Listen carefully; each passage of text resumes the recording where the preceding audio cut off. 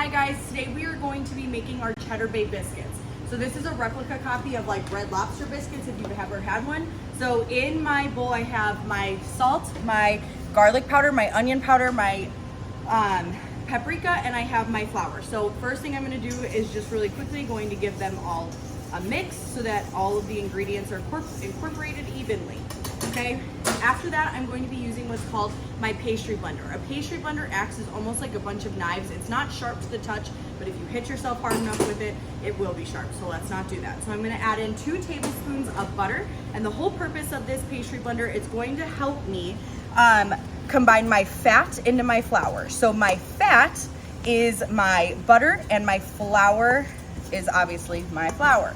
So I'm going to use my pastry blender to get my butter down to a pea-shaped size. So I don't want big chunks of butter. The whole purpose of using a pastry blender is to make your butter so small that it is gives you flaky biscuits, okay?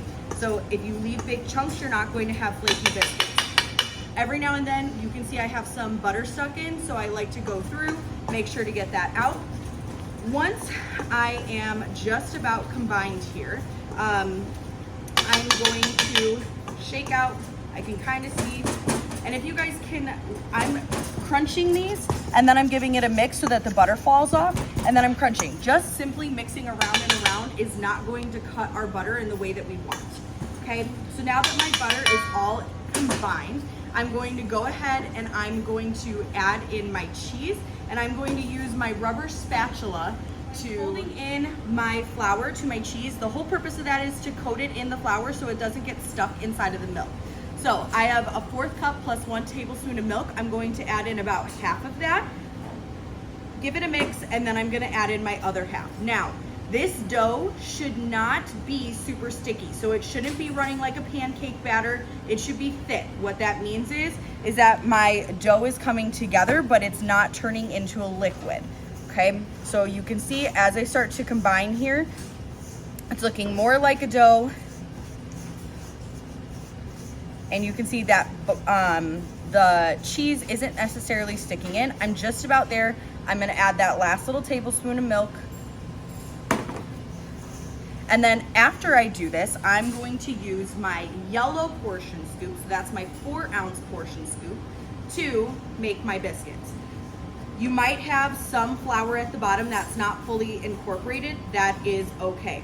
So if I look at my bowl, I have like dough chunks. It's not all one big one. So I'm going to use my portion scoop, remember, almost like an ice cream scoop, and I'm going to press against the side of my bowl. Biscuits grow up, not out, so I'm going to be able to place these directly next to each other. We don't have to worry about spacing them too far out. I'm going to put them in the oven at 425 for about 10 to 15 minutes, and then we'll be back. Just finished baking our Cheddar Bay Biscuits. You can see they came out nice, light, and golden and brown. So the big thing is, if you're nervous if they are fully done, then you are going to like open them up in the center if they're doing, they're not.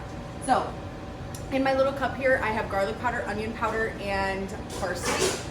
This is all going to go on top. So I take that, and I'm going to get all of my spices out, and I'm going to mix them into my tablespoon of butter. Okay, the reason that we're doing this is it's giving it a nice buttery glaze to go on top. So once I have it mixed, I'm mixing it with my pastry brush. A pastry brush is used to brush marinades and sauces on top of food. So I'm going to go ahead and I'm going to take that, and I'm going to deliver that nice flavor-packed punch to the top of these. So yes, what is the whole point of this? It's adding flavor to the top. This is the best part, thing the kids like the most. So after you're done painting on your butter, you are free to pack up your stuff.